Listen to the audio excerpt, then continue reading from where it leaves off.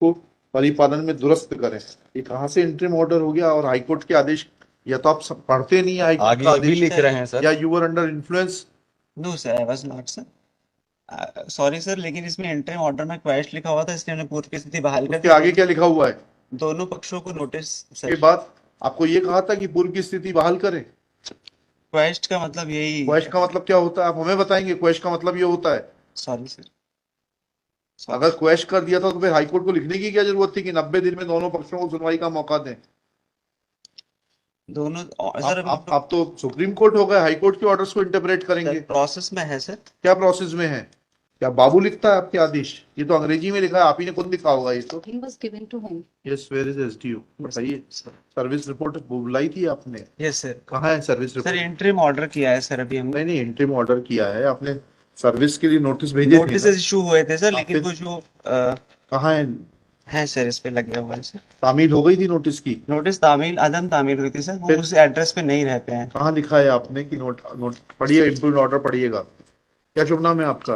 अनुराग तिवारी नाम है। हाँ, पढ़िएगा इम्प्यूग्ड ऑर्डर। साहब, सर आप किस बैच के डिप्टी कलेक्टर हैं? मैं 16 से हूँ सर, ज्वाइन हैं? 16 से 2016 से हैं? सर। पब्लिक सर्विस कमीशन से सिलेक्ट होकर आए थे? सर तो ऐसा ऐसा ऑर्डर, ट्रेनिंग नहीं हुई आपकी क्या? हुई है सर। फिर सर पेशी दिनांक 10/4। सर 10/4 को आपने क्या लिखा?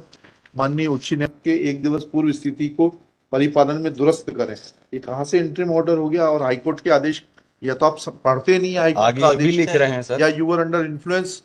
No sir, I was not sir. Sorry sir, लेकिन इसमें इंटरिम ऑर्डर में क्वेश्चन लिखा हुआ था, इसलिए हमने पूर्व की स्थिति बहाल कर उसके दी। आगे क्या लिखा हुआ है?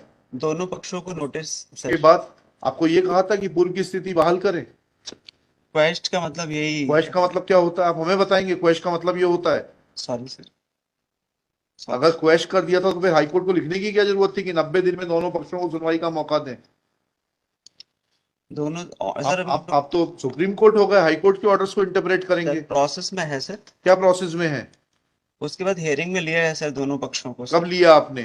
उसके बाद सर हमने कंटिन्यू उसको प्रोसेस में लिया है सर, अभी हियरिंग कब सुनवाई करी आपने, ये बताइए। सर इन प्रोसेस है sir. What is in process? ये क्या जवाब होता है? ये सरकारी जवाब यहां मत दीजिए, you will be in trouble. Sorry sir. Notice किस तारीख को तामील हुआ ये बताइए।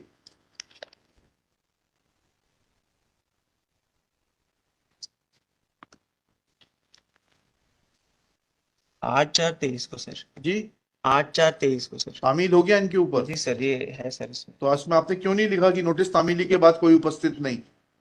अगर 8/4/23 को तामील हो गया था तो 11/4/23 के आदेश में आपने क्यों नहीं लिखा? सर इसके पहले एक और इन्होंने एप्लीकेशन यहाँ पर हमारे यहाँ फाइल हमें की उससे थी। मतलब नहीं है। I am asking you simple question sir that if notices were served on the petitioner on Sir. 8/4, then what prevented you from writing this fact that despite service of notice petitioner is not appearing? Sir तो बाबू नहीं लिख सकता इतना तो। खुद देखते हैं sir. जी, order sheet बाबू लिखता है सर। ये बाबू ने लिखी है 11/4 की? आपने लिखा है कि बाबू ने लिखा है? ये मैंने लिखी है सर 11/4। तो कहाँ लिखा है इसमें आपने कि तामील उपरांत अनुपस्थित? सर सॉरी सर, बट ये इंटरिम ऑर्डर है सर ये। नहीं, इंटरिम ऑर्डर पास करने के लिए आपको हाईकोर्ट ने कहा ही नहीं था। ऐसा भी आपने नहीं लिखा कि अंतरिम आदेश है। पेशी में लिया है सर, फिर आगे सर। फिर आपने लिखा है तदनुसार आवेदक को नोटिस जारी किया जाए, मूल प्रकरण आदेश दिनांक को संलग्न किया जाए।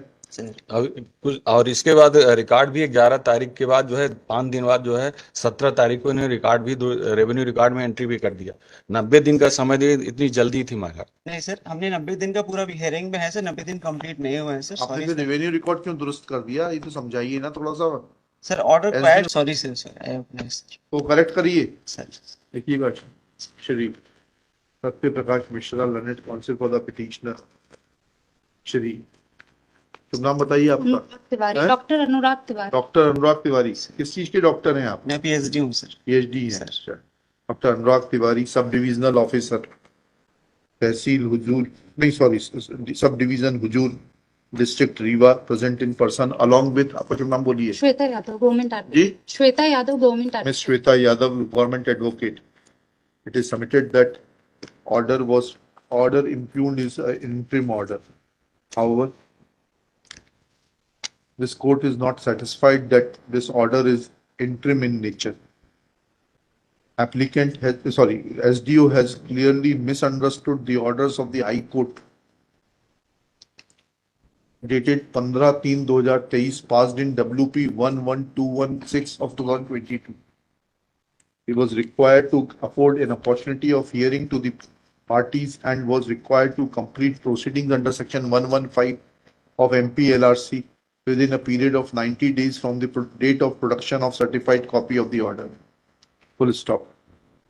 बताइए 115 में आप ही की बात पे चलते हैं, सीधे लैंड रेवेन्यू कोड दीजिए। सर कहाँ है इंटरिम ऑर्डर का प्रावधान 115 में? पढ़िएगा। नहीं 115 में नहीं अरे है भाई 115 की प्रोसीडिंग करेंगे तो इंटरिम ऑर्डर कहाँ किस प्रावधान में कर देंगे आप?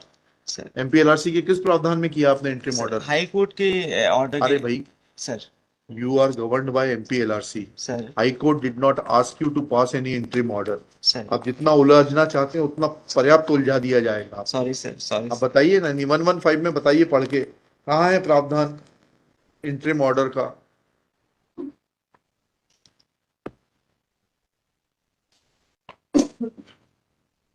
Next paragraph. There is no provision under section 115 MPLRC to pass interim orders. Petitioner, SDO was deciding the case under section 115 MPLRC. Thus, contention of the subdivisional officer, Dr. Tiwari, Anurag Tiwari, that he had passed interim order is devoid of merit. There is no provision under section 115 MPLRC to pass interim orders. Therefore,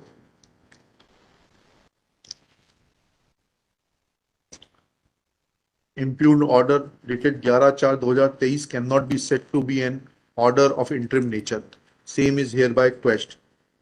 Since parties are already appearing before the subdivisional officer, next date क्या है? Next date क्या है? Sir 22/4 22/5 है sir 22 And next date fixed before the subdivisional officer is 22/5. He shall try to complete the proceedings as per the earlier directions of the High Court. WP number इतना है। Dated 15/3/2023 in WP 11216 of 22 and shall complete the proceedings before expiry of period of 90 days. And my humble submission, it may be transferred to another SDO, my lord. ये सब काम यहाँ नहीं, My lord, in fact, my lord, यहाँ नहीं। we can't say, my lord, that at this stage, my lord, but my lord, we are I under have threatened. no material to suspect his bona fide. Mistake की है, he है, उसमें लिख लीजिएगा, he admits that he has committed a mistake bona fide.